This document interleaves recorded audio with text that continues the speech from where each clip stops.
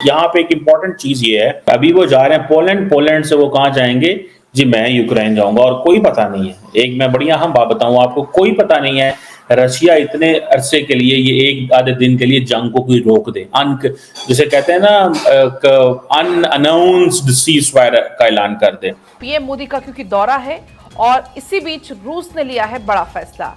आज यूक्रेन पर कोई हमला नहीं करेगा रूस, आज यूक्रेन पर मिसाइल अटैक नहीं किया जाएगा। रूसी हमलों के बीच प्रधानमंत्री नरेंद्र मोदी यूक्रेन की राजधानी कीव पहुंच चुके हैं।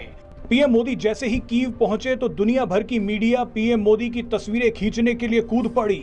यूक्रेन में रहने वाले भारतीय पीएम मोदी की झलक देखने के लिए बेचैन हो गए। पूरी दुनिया को उम्मीद है कि पीएम मोदी इस जंग को रुकवा सकते हैं। देख ले तो इस वक्त इंडिया एक एशियन टाइगर है। एशियन टाइगर इंडिया, आप मानते हैं इस बात को? मैं इसको ओपनली मानता हूँ। इंडिया जो है वो इस वक्त जो थर्ड वर्ल्ड कंट्रीज में है उसमें इंडिया एशियन टाइगर है। दुनिया का एक लीडर इस वक्त नजर आ रहा है जो पूरी दुनिया का विजिट कर रहा है और मैसेज उसका है पीस, ह्यूमैनिटी, कंपैशन का। पोलैंड ने ये रिक्वेस्ट की है इंडिया से कि हमें 25,000 इंडियन डॉक्टर चाहिए जो वहां पे आके अपनी सर्विसेज प्रोवाइड करें। कि मैं अभी थोड़ी देर पहले अपने दोस्तों के साथ डिस्कस कर रहा था कि मैं समझता हूं कि मोदी साहब और पुतिन वेरी स्ट्रॉन्ग लीडर, पूरा दुनिया के लिए बहुत इंपॉर्टेंट है। अगर मैं खुले लफ्जों में कहूं तो ये वेस्ट के मुंह के ऊपर तमाचा है। दुनिया में जो इस वक्त जंगें चल रही हैं, अगर उन जंगों के खिलाफ वर्बली और प्रैक्टिकली कोई लीडर दुनिया के कंट्रीज के विजिट्स करता हुआ नजर आ रहा है, हिंदुस्तान को कोई नहीं डरा सकता। पुतिन ने इंडिया के प्राइम मिनिस्टर नरेंद्र मोदी को सल्यूट किया और इस जंग के खिलाफ बात करता हुआ दिखाई देता है, तो वो भारत का प्राइम मिनिस्टर नरेंद्र मोदी है। दुनिया की बड़ी इकोनॉमीज आपस में लड़ पड़ेंगी, वो अपनी इंडस्ट्री पे ध्यान ही नहीं देगी, वो जस्ट आपस में लड़ते रहेंगे, लड़ाई करते रहेंगे, तो सारा फायदा इंडिया का ही है। दुनिया में जितनी ज़्यादा सेल या जितनी ज़्यादा प्रोडक्शन का काम है वो इंडिया से जाएगा। खाने से लेके, पीने से लेके, कपड़े से लेके, जूते से लेके, हर ईच एंड एवरीथिंग। जब इतना ज़्यादा प्रॉफिट इंडिया को मिलेगा। क्या पीएम मोदी का यूक्रेन दौरा जंग खत्म कर सकता है? यूएन के चीफ ने जताई उम्मीद। जी हाँ दोस्तों, भारत के प्रधानमंत्री नरेंद्र मोदी यूक्रेन दौरे पर है। वह पोलैंड से सीधे ट्रेन के जरिए शुक्रवार को सुबह कीव पहुंचे थे। कीव पहुंचते ही भारतीय समुदाय के लोगों ने उनका गर्मजोशी से स्वागत किया और उन्होंने राष्ट्रपति जेलेंस्की से भी मुलाकात की। और देख सकते हो कि फोटो में किस तरह से गले मिल रहे जेलेंस्की के। वहीं दोस्त हो तो ऐसा हो पुतिन जैसा। जहां प्रधानमंत्री यूक्रेन में है तो रूस ने हमला करना बंद कर दिया। उन्होंने बोला है कि जब तक प्रधानमंत्री नरेंद्र मोदी यूक्रेन में है, जब तक कोई जंग नहीं होगी, हम कोई हमला नहीं करेंगे यूक्रेन के ऊपर। ये होता है पावरफुल मैन। देख सकते हो कि किस तरह से भारत की पावर बढ़ रही है पूरी दुनिया में। वहीं पे इंटरनेशनल मीडिया की नजर है कि क्या मोदी इस युद्ध को रुकवा सकते हैं। दुनिया भर की मीडिया गई है वहाँ पर। जैसे पता चला कि प्रधानमंत्री यूक्रेन दौरे पे है और बड़े बड़े देशों की भी नजर वहीं पे है। अमेरिका, फ्रांस, ऑस्ट्रेलिया, इंग्लैंड, हर कोई देश वहाँ पर नजर बना के बैठे हुए हैं। इस मीटिंग से क्या निकलेगा खास। वहीं पाकिस्तानी मीडिया भी हैरान है कि यार लीडर हो तो ऐसा हो मोदी जैसा। किस तरह से जहाँ पूरी दुनिया इस जंग को नहीं रुकवा पाई, मोदी यूक्रेन गए और रूस ने किस तरह से हमला रोक दिया। उन्होंने बोला ये होती है दोस्ती रूस और भारत की। एक देश दूसरे देश के लिए खड़ा रहता है। और वहीं पाकिस्तानी बोले कि हमारी तो कहीं इज्जत भी नहीं है। देख सकते हो कि हमें कोई देश सही से ट्रीट भी नहीं करता। चले देखते हैं पाकिस्तानी मीडिया क्या कह रही है। दोस्तों, भारत के वजीर आजम Narendra Modi Poland and Ukraine का दौरा कर रहे हैं और मजे की बात यह है कि पिछले महीने ही तो अभी वो रशिया गए हुए थे। बहुत सारे दोस्तों का ये कहना है कि नरेंद्र मोदी इस पोजीशन में मौजूद हैं कि वो चाहें तो भारत एक ऐसा रोल अदा कर सकता है जिसमें यूक्रेन और जो रशिया के मामलात हैं वो करीब लाए जा सकते हैं। ये क्योंकि चाइना के पास वो रोल मौजूद नहीं है, क्योंकि अमेरिकन पसंद नहीं करेंगे। और गो के इस वक्त यूरोप के अंदर से बहुत सारी ऐसी आवाज़ें आ रही हैं और वो आवाज़ें यही हैं कि हमें इस जंग को बंद करना चाहिए। यहाँ पे एक इम्पॉर्टेंट चीज़ ये है, अभी वो जा रहे हैं पोलैंड, पोलैंड से वो कहाँ जाएंगे जी, मैं यूक्रेन जाऊंगा और कोई पता नहीं है। एक मैं बढ़िया हम बात बताऊं आपको, कोई पता नहीं है रशिया इतने अरसे के लिए, ये एक आधे दिन के लिए जंग को कोई रोक दे, जिसे कहते हैं ना अनअनाउंस्ड सीज फायर का ऐलान कर दे। ठीक है, अनटिल एंड अनलेस के यूक्रेन की फोर्सेस उन पे हमला ना करें। भारत के प्राइम मिनिस्टर बैरियर्स ब्रेक कर रहे हैं और दुनिया का एक लीडर इस वक्त नज़र आ रहा है जो पूरी दुनिया का विजिट कर रहा है और मैसेज उसका है पीस, ह्यूमैनिटी, कंपैशन का। दुनिया में जो इस वक्त जंगें चल रही हैं, अगर उन जंगों के खिलाफ वर्बली और प्रैक्टिकली कोई लीडर दुनिया के कंट्रीज़ के विजिट्स करता हुआ नज़र आ रहा है और इस जंग के खिलाफ बात करता हुआ दिखाई देता है, तो वो भारत का प्राइम मिनिस्टर नरेंद्र मोदी है। और नरेंद्र मोदी साहब ये पीस मैसेज और अमन का पैगाम लेकर पोलैंड उतर चुके हैं, लैंड कर चुके हैं। और पोलैंड वार्सा में उन्होंने वहाँ पर ऐसी यादगारें, मेमोरियल्स, राजा साहब का जो है महाराजा, वो भी आपको अभी बताते हैं। बहुत पुराना कनेक्शन है, इंडिया और पोलैंड की हिस्ट्री लिंक्ड है एक दूसरे के साथ, रिलेशन बहुत पुराना है, बहुत ज़बरदस्त है। तो वहाँ पर वो गए, ट्रिब्यूट पेश किया।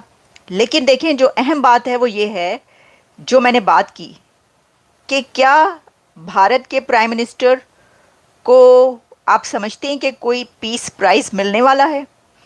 या देखें, ये बात तो वैसे तो अक्सर ही की जाती थी ना, कि नोबेल पीस प्राइज़ जो है वो मिलना चाहिए। कई दफ़ा हमने ये बात सुनी, इंडियंस ने भी ये बात की मीडिया पर, सोशल मीडिया पर।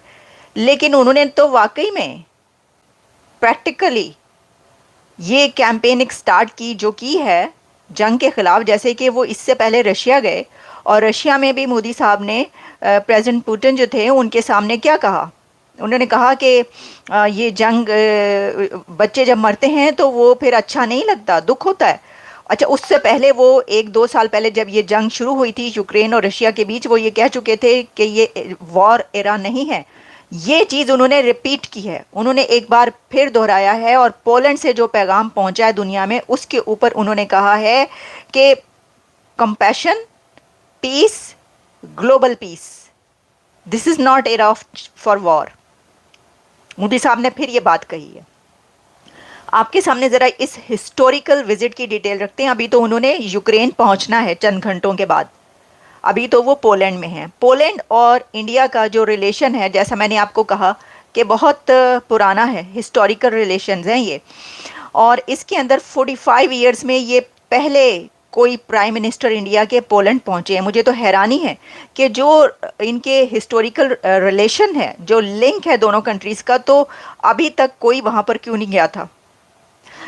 लेकिन अब जो है, क्योंकि जियोपॉलिटिकल सिचुएशंस भी चेंज होती रहती हैं, तो अब हो सकता है कि उनको लगा हो कि ज़्यादा ज़रूरत है वहाँ पर जाने की, अपने कंट्री के लिए भी। और देखिए, उनका कहना है कि इंडिया जो है वो सपोर्ट करता है permanent peace in the region. Our stand is very clear, this is not an era of war. अच्छा, फिर जो कम्युनिटी है पोलैंड में, इंडियन कम्युनिटी, वहाँ पर वो पहुँचे हैं और इंडियन कम्युनिटी बड़ी तादाद में है वहाँ पर पोलैंड में। वहाँ से उन्होंने उनसे बातचीत की है, बड़े खुश वहाँ पर भारतीय जो मौजूद हैं कि 45 ईयर्स में पहली बार जो है वो कोई लीडर, उनका लीडर जो है वो वहाँ पर पहुँचा। और मैं देख रही थी कि वहाँ के कम्युनिटी क्या कहती है, इंडियन कम्युनिटी। तो जो बात की गई वहाँ पर, जितने भी लोग थे, ज़्यादा यूथ ही नज़र आई और कुछ और जो है लोग भी नज़र आए, जिसमें उन्होंने एक बात ये की कि उनको ये लगता है कि मोदी साहब के पोलैंड जाने से वहाँ पर जो जॉब्स हैं वो इंडियंस के लिए काफ़ी निकलेंगी। क्योंकि उनका कहना ये है कि पोलैंड के अंदर काफ़ी जॉब्स वैकेंसीज़ हैं और यहाँ पर कमी रहती है लोगों की, एम्प्लॉयमेंट की। तो अब इस विज़िट के बाद जो इंडिया के यूथ है, इंडिया के लोग, पोलैंड के रास्ते उनके लिए खुल जाएंगे और वो पोलैंड में जाकर जॉब्स कर सकेंगे और पोलैंड से काफ़ी जॉब्स वैकेंसीज़ जो हैं वो भारतीयों को मिलेंगी। ये कहना था जो मैंने इंटरव्यूज़ देखे हैं पोलैंड में रहने वाले इंडियंस के, इंडियन कम्युनिटी, वो ये कह रही थी कि हमें ऐसा लगता है कि अब यहाँ पर एक तो ये कि हमारी सेवी ज़्यादा होगी, ज़्यादा हमें डिग्निटी मिलेगी, लेकिन इसी के साथ अगर आप प्रैक्टिकल लेवल पर देखें तो जॉब्स भी इंडियंस के लिए निकलेंगी। तो देखें, एक तो हम ये देख रहे हैं कि ये फ़ायदा जो है वो उनको, इंडिया को ये मिलेगा, ज़ाहिर है हर जगह से ही मिलता है। अच्छा, पोलैंड में जो 2 डे विज़िट है, अब उन्होंने, जैसे मैंने कहा, जाम साहिब ऑफ नवामनगर मेमोरियल जो है, कोल्हापुर मेमोरियल इन वार्सा, वहाँ पर उन्होंने ये अपनी ट्रिब्यूट पेश किया है। और इसके अंदर जैसे मैं आपको कह रही हूँ कि ये जो रिलेशंस है ना, ये बहुत पुराने हैं। इसकी वजह ये है कि जब वर्ल्ड वॉर 2 थी तो उस दौरान जो जाम साहिब हैं, उन्होंने वहाँ पर पोलैंड में तकरीबन 1000 से ज़्यादा बच्चों को उस जंग के दौरान उनको महफूज किया था, सिक्योरिटी प्रोवाइड की थी, बचाया था। लोग बुरे हैं, हमारी सोचें बुरी हैं, कहने का मकसद तो ये है। लेकिन देखें, मैं इस पे बहुत लर्जा आ गया मुझे कि ये क्या, हम कहाँ जा रहे हैं। बहसीते इंसान हम कैसे इंसान हैं, हम बहसीते हिंदू कैसे अच्छे हिंदू हैं, हम बहसीते मुसलमान कैसे अपने आप को अच्छा मुसलमान कह सकते हैं, जैसे सिख किस तरह कह सकते हैं अपने आप को, जब हमारे अमाल ऐसे हैं, हम कर ये रहे हैं कि कोई खातून जो है सड़क पे जाती हमसे महफूज नहीं है। हम तो जानवरों से भी अबतर हो चुके हैं मेरे ख्याल में। ये तो एक बहुत बड़ा लम्हा फिक्रिया है। हमें सोचना होगा कि हम कहाँ जा। मैंने शायद कहा था कि मैं 1947 के दुखों पे बड़ा परेशान हूँ, इस चीज पे कि जो कुछ हुआ है उसमें क्यों हुआ ऐसे। और मैं यही बार बार ये कहता हूँ कि बांग्लादेश पे भी दुख यही था। मैंने बल्कि ट्वीट की थी कि खुदारा 1947 को रिपीट ना करो, फेथ बेस किसी के साथ ऐसे मत करो। हिंदू तुम्हारा हिस्सा है यार, रिलीजन उनका पर्सनल मैटर है। डोंट इस तरह तो ना करो। इंसानियत इस तरह बिल्कुल तकाजा नहीं करती, और किसी भी रिलीजन को सेटिस्फाई नहीं किया जा सकता किसी दूसरे इंसान को दुख पहुंचा के। लेकिन इस पे काफी मैं देखा है, काफी अफसोस है। पाकिस्तान के अंदर तो इस वक्त अगर देखा जाए तो कई और मसाइल हैं इस वक्त। IMF की भी कुछ खबरें जो हैं वो भी सुना बैकफुट पे जा रहे हैं। बात करें दुनिया की जितनी भी सुपर पावर कंट्रीज है, डिफरेंट वर्ल्ड की जो है समिट में बैठते हैं या डिफरेंट फोरम पे जाते, कहते हैं पीस प्रमोट करते हैं, दुनिया को पीस का पैगाम देते हैं, और जिसके साथ खारबाजी हो उसको सीधा कहते हैं भाई तुझे तो ठोकेंगे पहली फुर्सत में। आजकल दुनिया में ये चल रहा है कि जिसके पास ज्यादा पावर हो उसकी चलती है। पावर वेपन वाली पावर ना, कि डॉलर वाली पावर? डॉलर की पावर, क्योंकि इकानमी काफ़ी आजकल ग्रोथ कर रही है, जिसके पास ज़्यादा पावर हो इकानमी हो उसकी चल रही है। वेपन की पावर की बातें जो हैं वो आजकल ख़त्म हो गई हैं, क्योंकि 24 का ज़माना चल। तो हम कब निकलेंगे ये एटम बम और बटन से? हम तो दुनिया से 100 साल या 200 साल पीछे हैं। ये जस्ट बातें चल रही हैं और तो कुछ भी नहीं है। और तो कुछ अच्छा, अगर लेट्स सपोज जैसे आपने कहा ऐसा होगा नहीं, क्योंकि देखिए दुनिया में 3 ही सुपर पावर्स हैं, अमेरिका, चाइना एंड तीसरी बनने वाली इंडिया। ठीक हो गया, ये साउथ एशिया के अंदर। इंडिया को फ्यूचर में आप कितना ग्रो होता देख रहे हैं? और अगर इस तरह हर तरफ जंगें होती है, जैसे रशिया यूक्रेन लड़े हैं, इसराइल फ़लस्तीन लड़े हैं, अमेरिका और चाइना के आपस में भी नहीं बनती, इंडिया और चाइना की भी नहीं बनती, तो इंडिया इसमें कितना फ़ायदा उठाएगा? अगर एशिया में आप देख ले तो इस वक्त इंडिया एक एशियन टाइगर है। एशियन टाइगर इंडिया, आप मानते हैं इस बात को? मैं इसको ओपनली मानता हूँ। इंडिया जो है वो इस वक्त जो थर्ड वर्ल्ड कंट्रीज़ में है उसमें इंडिया एशियन टाइगर है। अच्छा। और काफ़ी आगे रन कर रहा है।